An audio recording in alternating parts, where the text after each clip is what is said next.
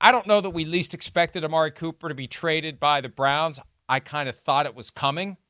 You've got a team that's gone sideways. You've got a contract with a quarterback that you got to pay $92 million to between 2025 and 2026. I've been saying, sell off your assets, get draft picks, because those young, cheap players are going to be all you have if you got $92 million over 2 years tied up in your quarterback. So Amari Cooper, who was unhappy with his contract in the offseason, is out.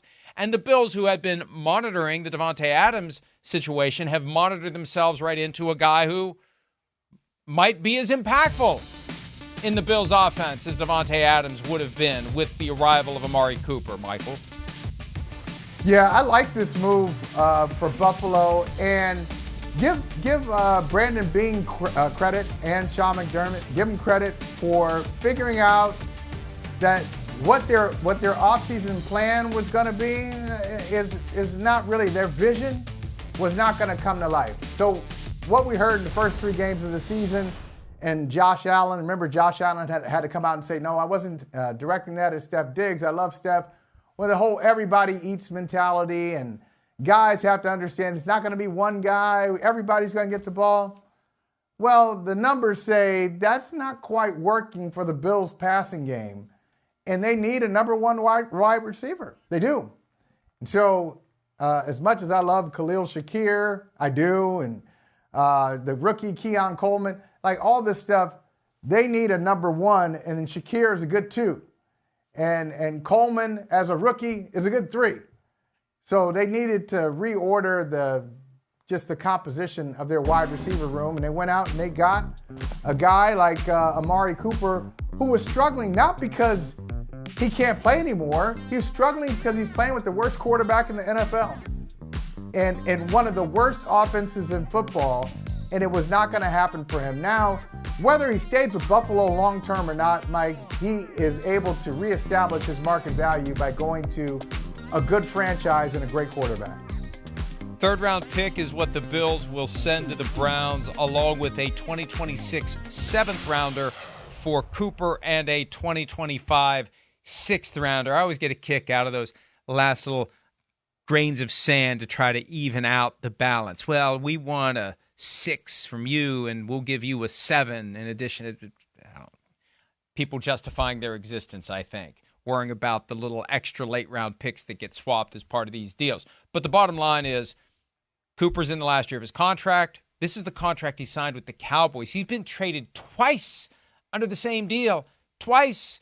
The Cowboys, who completely misjudged the way the market was going, were going to cut Amari Cooper in lieu of paying him $20 million in 2022. Then they realized, hey, we can actually trade him. They did. And then once the market exploded, they probably thought maybe we should have kept him. And he did well for the Browns' grand scheme of things. But this year, you're right. When you have the worst starting quarterback in football, maybe the worst quarterback on any depth chart. Who knows the way he's been playing? We don't get to see how the third stringers on the other teams play because they don't let them on the field. Like Watson shouldn't be let on the field in Cleveland. This has got to be like he escaped from prison. He's like, well, how do the other Browns players feel? Take me with you. Amari, wait. Amari, don't go. Amari. And it's such a short trip, too. A short trip from Cleveland to Buffalo, but it feels like he's in a different world altogether. And I wonder, Mike, can you think of another player like this? Maybe it's Brandon Cooks, a really good player who just gets traded often, and people might minimize how good they are. And I think if I had to pick him, I think Amari Cooper is a better receiver than Brandon Cooks. Cooks has been traded, I don't know how many times, 6 times, 7 times. Amari Cooper is good. I think Bills Mafia is going to love the guy because you just get used to, oh, yeah, Amari Cooper, the guy with the Raiders, the guy with the Cowboys, the guy with the Browns. Yeah, he's okay. No, he's more than okay. He's a really good wide receiver who just happens to have been traded several times. He's only 30, and he's made a ton of Pro Bowls, deservedly so. I still think he is a number 1 wide receiver. And I think Buffalo will be pleasantly surprised. Those who haven't followed him closely, they'll be pleasantly surprised at some of the things he is able to do and he's able to do quickly. That's the other thing about being traded so many times. You figure out on the run, it's almost like being part of like a military family. You always have a suitcase packed, you're ready to go, you make friends quickly, you have to, because next year you're going to be in another location. So he has figured out the verbiage of several different offenses. He learned how to work with different OCs and different quarterbacks, and he's ready to go. He's been the top guy in each location he's been in. And the Brandon Cooks comparison, I think, is perfect because you go Raiders to Cowboys, Cowboys to Browns, Browns now to Bills, and maybe the best chance he's had to get within striking distance of a Super Bowl appearance in his entire career. Here is Sean McDermott, coach of the Buffalo Bills, on how Amari Cooper fits in to the Bills' number one receiver, previously deprived offense. As far as Amari Cooper and how he'll fit in and what he brings to the table. And, I think that remains to be seen, right? He was obviously on a different team as up until a couple hours ago. So we want to get him in here and get him up to speed on our terminology and our system and see how he fits in. And like I said, it's never about one guy. It's about the team, and in this case, the offense.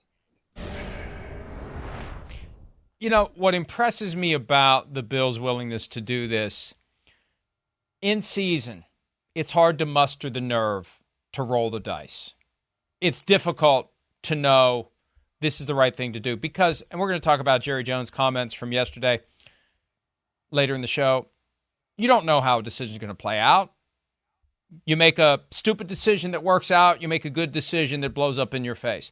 And I still believe 3 years ago, Michael, that if the Bills had been the ones who traded for Von Miller, if the Bills had been the ones who signed Odell Beckham Jr. after he was released by the Browns, the Bills might have been the ones holding up the trophy at the conclusion of the Super Bowl in Los Angeles. And they weren't willing to make that move. They're willing to now. And I like the fact that they're also willing to basically forget about all that talk about not needing a number one receiver. That was just what we said to justify trading Stephon Diggs.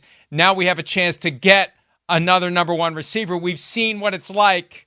We were maybe not 100% accurate about what we said. Forget about it. We're not even going to mention it. Let's just pivot to Amari Cooper and go win some football games. Yeah, you have to. You just have to now. And I think if the Jets don't trade for Davante Adams, maybe they don't make that move.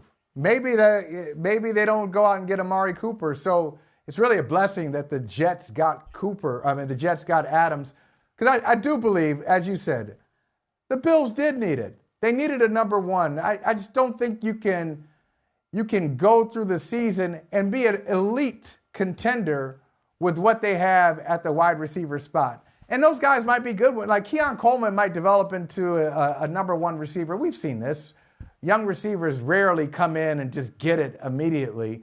So he may be that in 2 years, but in 2 years, who's Josh Allen going to be? Will Sean McDermott be there in 2 years if they underperform in the postseason? So they had to go get it.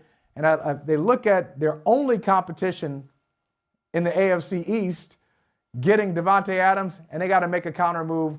I think it was a great counter move for him and didn't cost him that much.